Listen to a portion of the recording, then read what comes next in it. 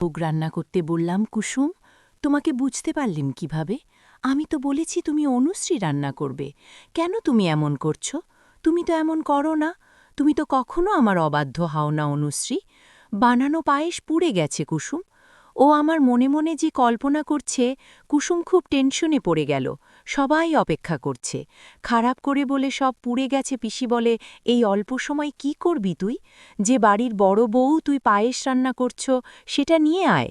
এদিকে পিসি জোর করে বলল কুসুম নষ্ট করে দিব।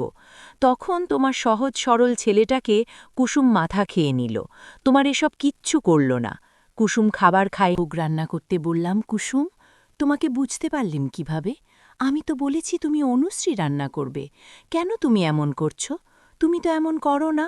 তুমি তো কখনো আমার অবাধ্য হও না অনুশ্রী। বানানো পায়েস পুড়ে গেছে কুসুম।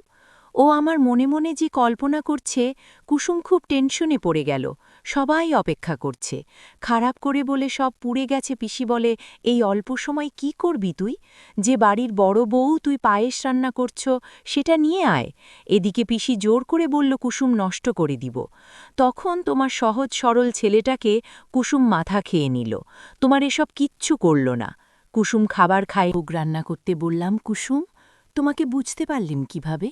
আমি তো বলেছি তুমি অনুশ্রী রান্না করবে। কেন তুমি এমন করছো? তুমি তো এমন করো না। তুমি তো কখনো আমার অবাধ্য হও না অনুশ্রী। বানানো পায়েস পুড়ে গেছে কুসুম। ও আমার মনে মনে যে কল্পনা করছে, কুসুম খুব টেনশনে পড়ে গেল। সবাই অপেক্ষা করছে। খারাপ করে বলে সব পুড়ে গেছে।